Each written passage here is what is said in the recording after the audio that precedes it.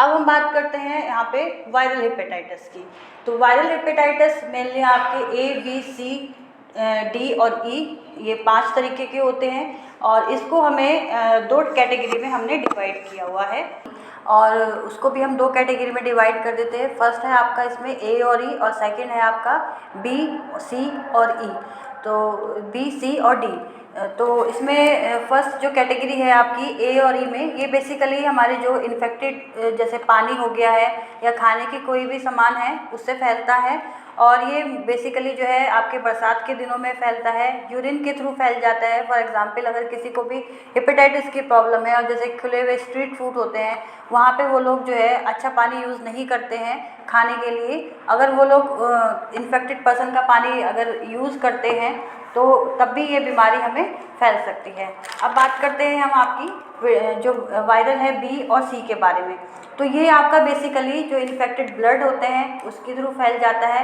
जैसे भी किसी भी ऑपरेशन, कोई भी अगर ऑपरेशन कर रहा है और उस पर्सन को, डॉक्टर ऑपरेशन कर रहा है और अगर उस पर्सन को हेपेटाइटिस है और अगर वो वही इंस्ट्रूमेंट किसी अदर पर्सन को जिसको हेपेटाइटिस नहीं है, प्रॉब्लम नहीं है हेपेटाइटिस की, उसको लेके अगर यूज़ कर देता है तो भी ये थ्रू ब्लड इन्फेक्टेड हो जाता है।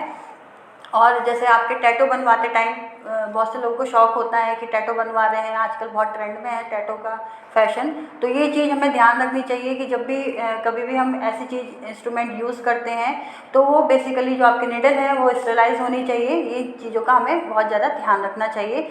फिर होता है आपका इन्फेक्टेड निडल जो होती है, जो हॉस्पिटल्स में यूज़ की जाती है, चाहे हमें ब्लड निकालना हो, चाहे इंजेक्शन लगाना हो। शेविंग करते टाइम जो लोग शेव करते हैं और अगर किसी पर्सन को हेपेटाइटिस की प्रॉब्लम है तो अगर उसका जो शेव करने के बाद अगर वो लोग उसे अच्छे से वॉश नहीं करेंगे, स्टेलाइज नहीं करेंगे और अगर अदर पर्सन उसको यूज़ कर ले और उसके कहीं पे भी कट लग जाए इस दौरान तो भी वो हेपेटाइटिस से इन्फेक्टेड हो सकता है।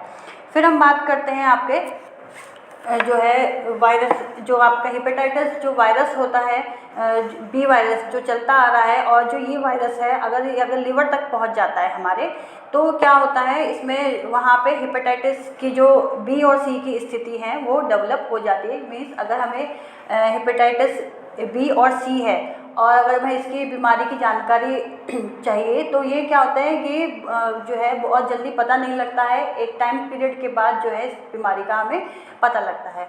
अब हम बात करते हैं ए और ई हेपेटाइटिस के बारे में। ये आपकी एक सेल्फ लिमिटेड डिजीज़ होती है। दैट मीन्स कि ये ऐसा भी हो जाता है कि एक छोटे से ट्रीटमेंट के बाद जो है ये अपना आप रिकवर हो जाए और डॉक्टर से कुछ दवाइयाँ खाने के बाद ये अपना आप रिकवर हो जाए। और लिवर इसमें क्या होता है, जो हमारा लिवर होता है वो बेसिकली इसमें अच्छे से जो है हेल्थी हो जाता है आफ्टर ट्रीटमेंट। अब बात करते हैं हम, अगर ये सिम्टम्स आपको ज़्यादा दिनों तक होने लगे, जैसे आपका भूख न लगना, चेहरे का जो फेस है हमारा वो येलोइश कलर का हो जाए, चक्कर आना या फिर सिर में दर्द रहना, और अगर ये लक्षण बढ़ जाते हैं तो फिर क्या होता है हमें पीलिया भी हो सकता है यानी जॉन्डिस। ये आपको सभी को पता ही है कि पीलिया भी जो है बीमारी है हमारी जो वो लीवर से ही इफेक्ट रहती है। अब बात करते हैं वायरस आपके बी और सी वायरस के बारे में। बहुत सालों तक या लॉन्ग लाइफ तक भी ये वायरस हमारे शरीर में जो है प्रेजेंट रह सकता है, हमारे लीवर को ये ख़राब भी कर सकता है। जो इसलिए हेपेटाइटिस जो बी और सी वायरस है ये थोड़े खतरनाक टाइप के होते हैं। हेपेटाइटिस जो बी और सी है हमारे लिवर को ख़राब करने में जो है क्या कर सकते हैं अगर हमारे बी और सी वायरस हमारे लिवर को इफ़ेक्ट करे, तो इसमें क्या होता है, एक तो हमारा लिवर धीरे धीरे सिकुड़ जाता है, सिकुड़ने लगता है और इसके जो फंक्शन है लिवर के वो काम करना बंद कर देते हैं और जो पेट में हमारे पानी भरने लग जाता है और पीलिया हो जाता है। ब्रेन पर भी इफ़ेक्ट डालता है, जैसे आपकी बेहोशी जैसी स्थिति या मितली जैसी स्थिति, यानी जिसे हम फिट कहते हैं, दौरे पड़ना कहते हैं, वो स्थिति इसमें कंडीशन डेवलप होने लगती है पेशेंट में और साथ ही साथ आपके लिवर कैंसर की स्थिति भी बन जाती है। हेपेटाइटिस बी और सी ये बीमारी जो है ज़्यादा जानलेवा बीमारी है अगर हम इसका ट्रीटमेंट सही टाइम पर नहीं करेंगे।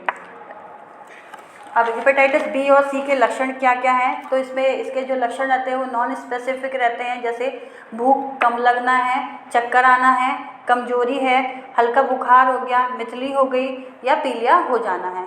ये सिम्टम्स अगर ज़्यादा टाइम ड्यूरेशन तक हमारी बॉडी में रहते हैं तो ये सिरोसिस ऑफ लीवर की कंडीशन बन जाती है हमारी बॉडी में, और इसका इन्फेक्शन जो है हम फिर नहीं रोक पाते हैं।